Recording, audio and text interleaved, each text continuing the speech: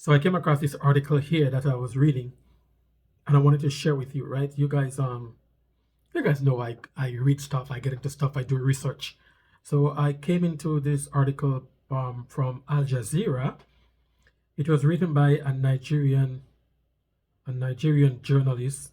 All credit to her, Shola Lawal. So this is her piece, right? She's talking about colonizing Africa. What happened at the Berlin Conference of 1884, 1885, when like European heads got together and sliced up Africa in their image. So she basically gave a breakdown of what happened. It was the late 19th century, and European nations were beginning to look at the African continent as a more permanent resource base for the newly growing industrial sector. More than the ongoing trade between the two continents that had run for decades. So it seems that Europe and Africa continent was having trade, for over a decade. But that was not enough. They had to be in control. They wanted control. Though the European wanted direct control of Africa's natural resources.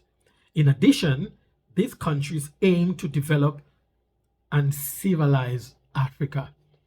Just imagine, right? These people go wherever they go. They meet inhabitants wherever they go. But they think that they have to civilize Africa. They had to civilize the savages of Africa, the savages of North America. They're like native Indians. They had to civilize them. Because in their warped mentality, in their warped mind, their way is the best way. What you met the indigenous people of North America doing, oh, that wasn't good enough. We have to civilize them. What we met the indigenous people of Africa doing, that's not good enough. We have to civilize them. They are savages. They live in the dark age. Sickening. Europeans come to this continent, literally ethnically cleanse the indigenous population out of existence, kill them on a scale that has hardly been equaled by the millions, and refer to them as savages. That's an achievement. Who's the savage?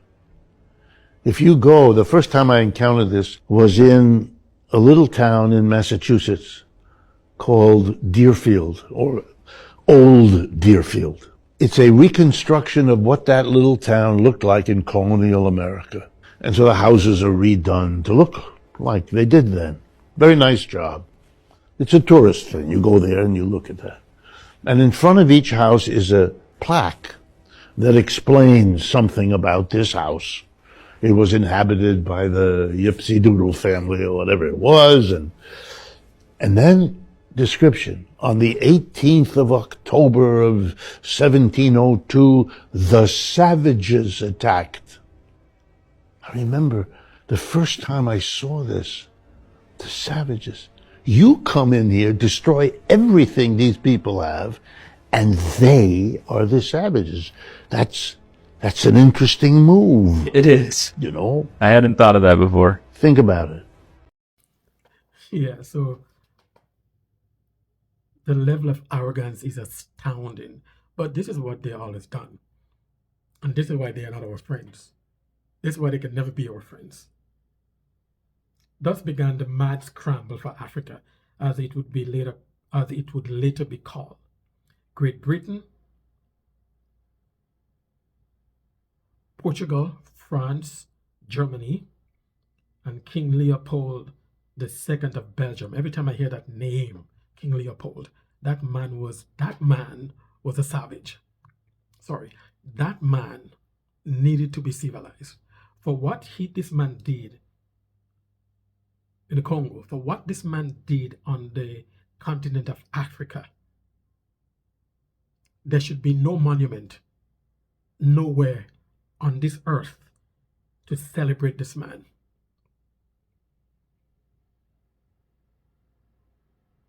In my opinion, this is the greatest crime against humanity, what King Leopold has done on the continent of Africa. So they began sending scouts to secure trade and sovereignty treaties with local leaders, buying or simply staking flags and laying claim to vast. They didn't care when they went over there. They didn't care. They just planted the flags and they like lay claim.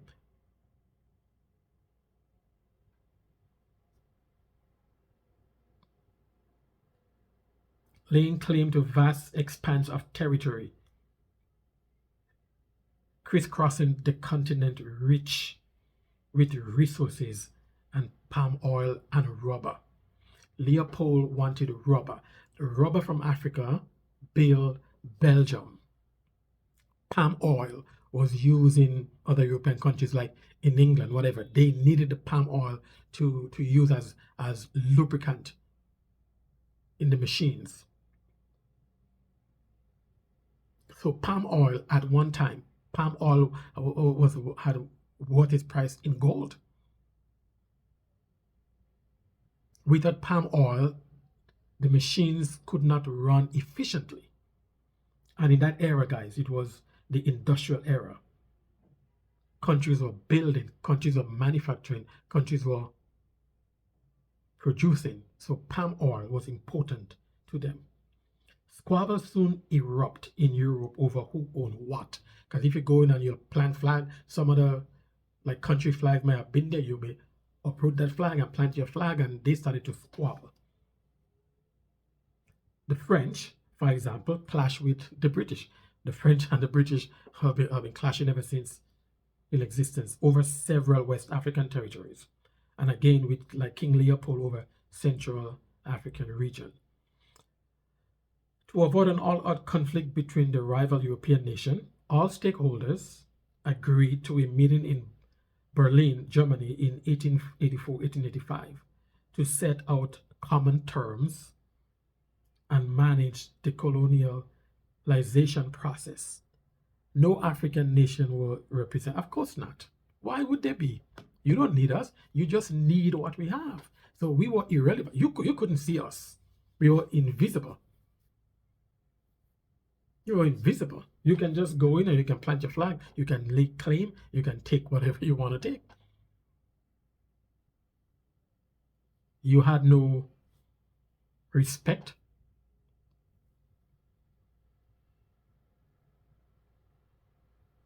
You had no interest in the inhabitants of that land. They didn't exist.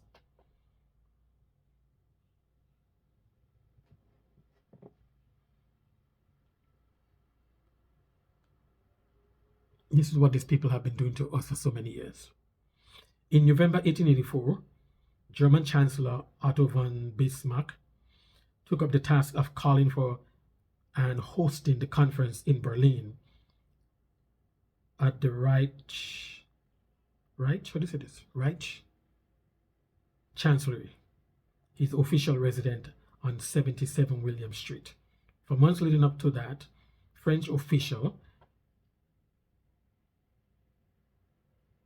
in missive to Bismarck had raised worries about Britain gains, especially in control of Egypt and the Suez Canal.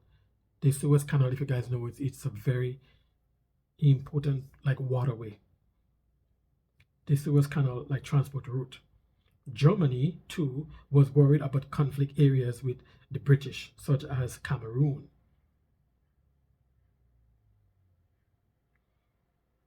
The Bismarck-led talks lasted from November 15, 1884 until February 26, 1885. On the agenda was the clear mapping, an agreement of who owned which area, regions of tax-free commerce and free navigation. These people owe us a lot of money for what they have stolen in Africa. for what they took.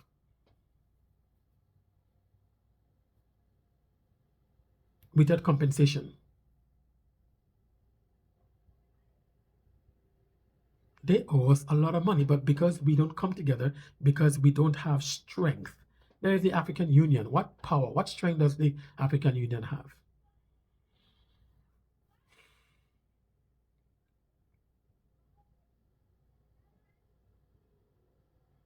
For the amount of wealth these people took from Africa without paying, palm oil, rubber, we have paid with our lives. We have the scars to show for it.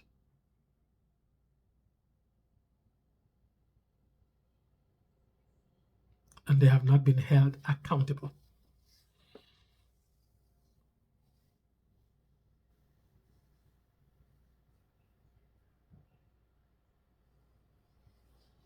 It is time.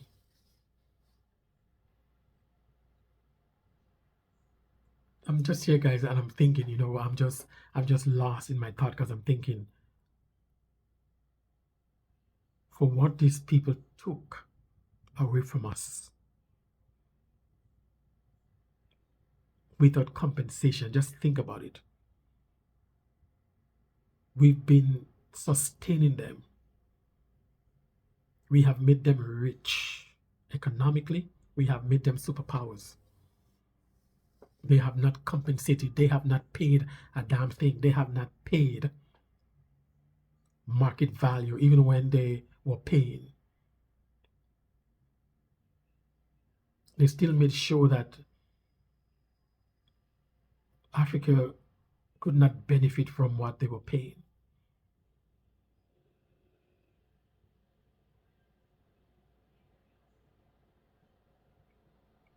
How could I have love for these people? How could I feel anything for these people? I just can't. Peace and love.